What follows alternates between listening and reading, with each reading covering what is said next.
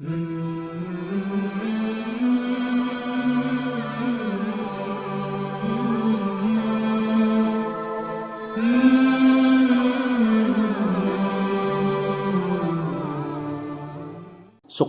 ایک بہت بڑا حکیم تھا اور گویا ایک درجے میں طب کا موجد سمجھا جاتا ہے۔ ایک دن ایک دکان پر بیٹھا، دن بھر کا تھکا ہوا تھا، اس لیے آنکھ لگ گئی۔ پیر زمین پر رکھے ہوئے ہیں اور دکان کے تختے پر بیٹھا ہوا ہے اور نیند آ گئی۔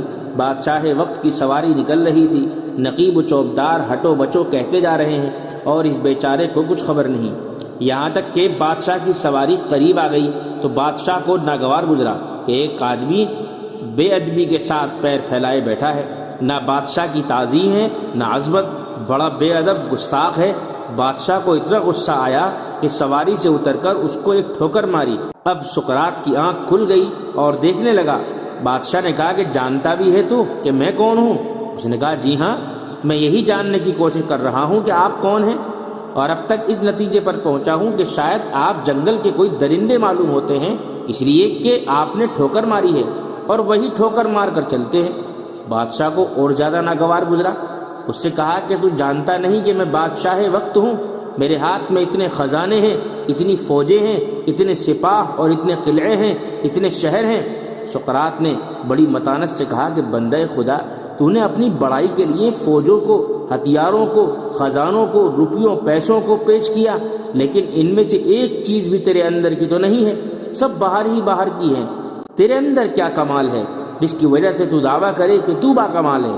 اس کا مطلب یہ ہے کہ روپے پیسے نے تجھے چھوڑ دیا تو بس تو ذلیل ہو گیا، اب تیری عزت ختم ہو گئی۔ تاج و تخت اتفاق سے پاس نہ ہو تو بس تو ذلیل ہو گیا۔ فوجیں اگر کہیں رہ جائیں اور تو شکار میں آگے بڑھ جائے تو ذلیل ہو جائے۔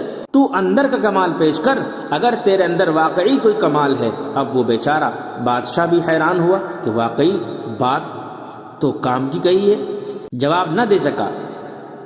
حکیم سقراط نے کہا کہ اگر مجھے کمال دکھلاتا ہے تو ایک لنگی باندھ اور کپڑے اتار، اور میں بھی لنگی باندھتا ہوں اور کپڑے اتار کر اس دریا میں کودتے ہیں اور وہاں اپنے اپنے کمالات دکھلائیں گے۔ اس وقت معلوم ہوگا کہ تو با کمال ہے یا میں با کمال ہوں۔ گویا سقراط نے بتایا حقیقت میں کمال جس پر آدمی فخر کرے وہ اندرونی کمال ہے، اندر تو کمال نہ ہو اور باہر کی چیزوں پر فخر کرے جو کہ ہمیشہ جدا ہونے والی چیزیں ہیں، وہ جدا ہو گئیں تو بے کمال ہو گیا، ذلیل ہو گیا۔ یہ کیا کمال ہے؟